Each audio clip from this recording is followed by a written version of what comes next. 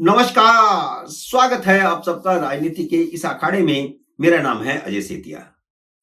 मित्रों, राहुल गांधी ने अपनी पहली रैली में अरविंद केजरीवाल के खिलाफ कोई तीखा हमला नहीं किया था।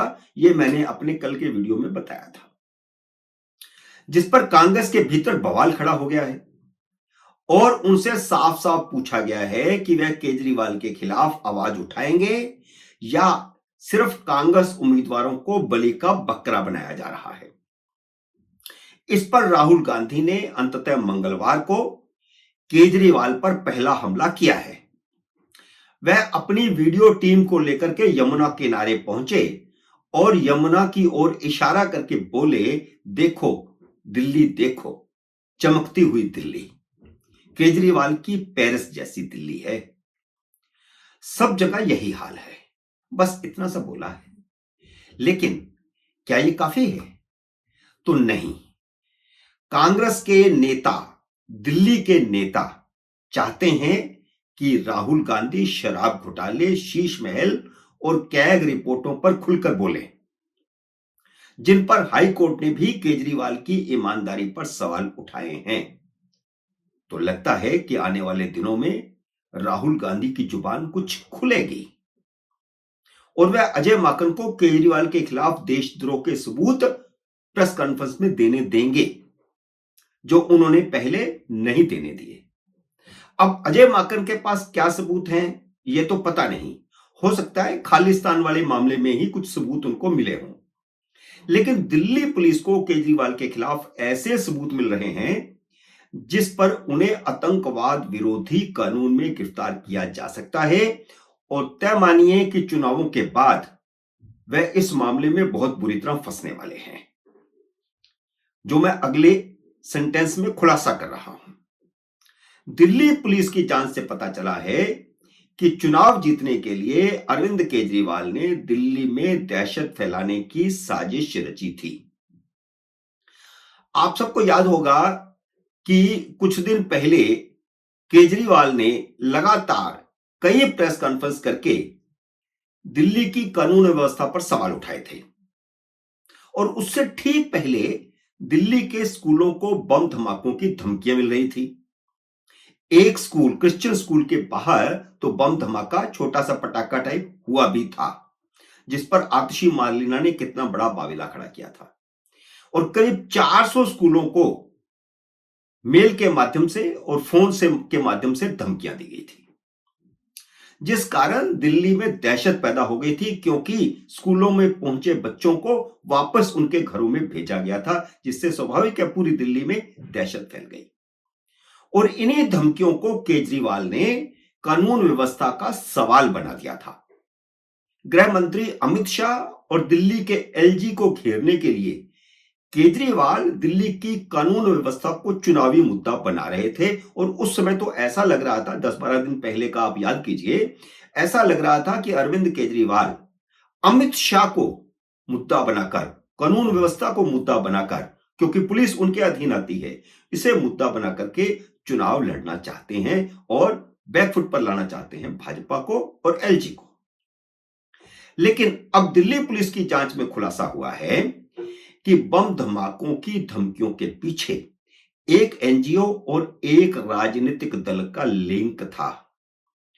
पुलिस ने ना तो अभी एनजीओ का नाम बताया है, ना राजनीतिक दल का नाम बताया है, लेकिन आम आदमी समझ रहा है।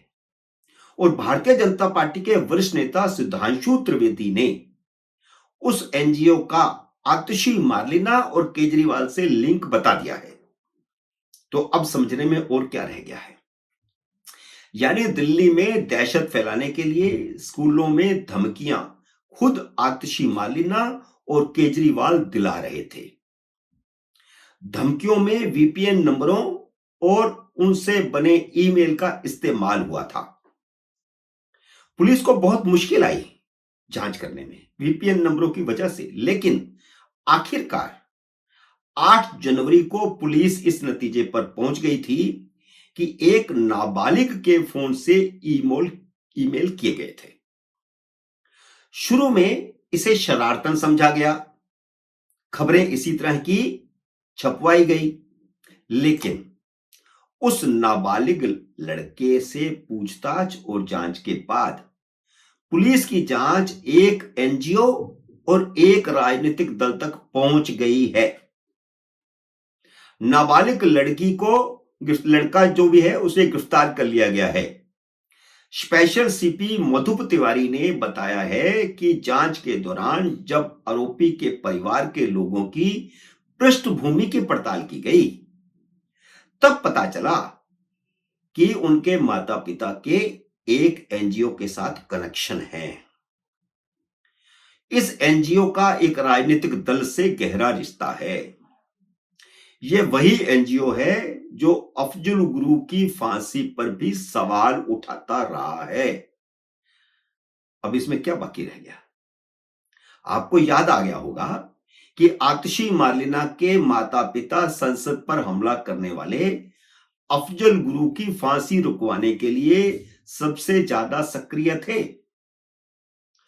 उस एनजीओ की ओर से जंतर मंतर पर धरनों में आतिशी मार्लिना भी शामिल होती थी, बल्कि धरने का सारा मैनेजमेंट आतिशी मार्लिना देखती थी, उन आतंकवादियों को बचाने के लिए जो धरने दिए जा रहे थे। अब यह भी साफ हो गया है कि उस बच्ची को दहशत फैलाने के लिए मोहरा बनाया गया। उस बच्चे के ईमेल का वीजा इस्तेमाल किया गया। भाजपा का आरोप यह है कि वह राजनीतिक दल कोई और नहीं है, बल्कि आम आदमी पार्टी है। पुलिस ने अभी खुलासा नहीं किया है, लेकिन भाजपा ने अपने मंच से कहा है कि यह आम आदमी पार्टी है और केजरीवाल और आतिशी मार्लिना इस ईमेल के पीछे थे जो दहशत फैलाना चाहते थे। अगर नहीं तो केजरीवाल सफाई दे दें। बाद में पुलिस तो बता ही देगी अंततः। भाजपा ने इस मामले में अरविंद केजरीवाल से जवाब मांगा है कि वह अपना स्पष्टीकरण दे दें ताकि सनद रहे।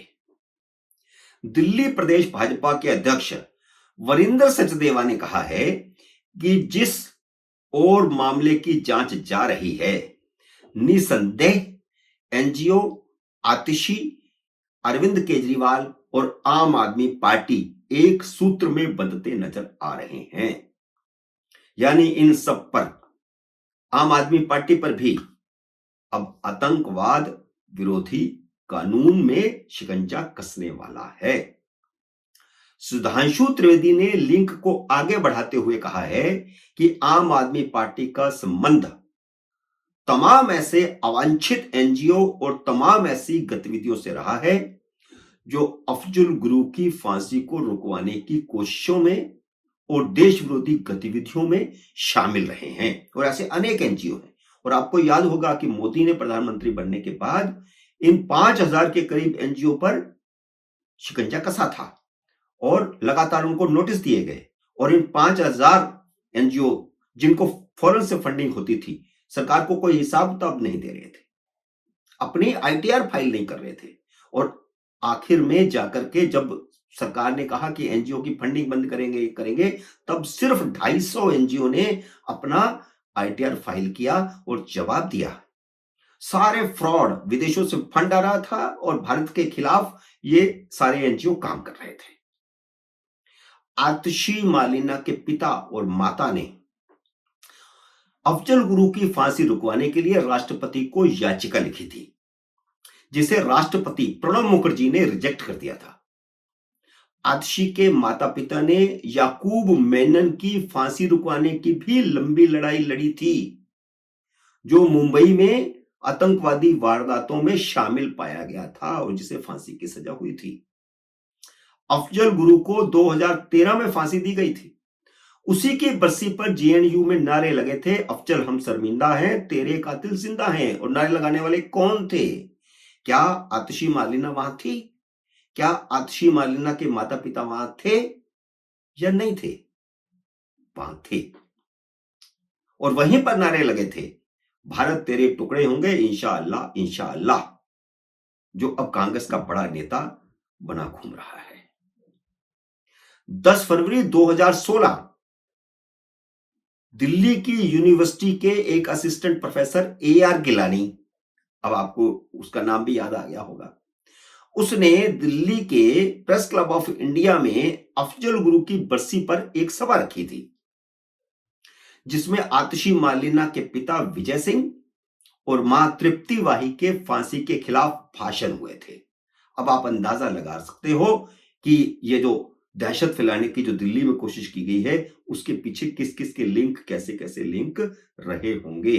तो शिकंजा अब बहुत बड़ा कसने वाला है। ये पुलिस की जांच अंततः एनआईए को सौंपी जाएगी और ये सब फंसेंगे। मित्रों, उम्मीद है मेरा ये वीडियो आपको पसंद आया होगा। इसे लाइक और शेयर कीजिए। अगर आपने मेरे यूट्यूब चैनल को अब तक सब्सक्राइब नहीं किया तो कृपया सब्सक्राइब करके अपना आशीर्वाद दीजिए। जल्दी मिलते हैं अगले वीडियो में किसी अन्य विषय के साथ। तब तक नमस्कार।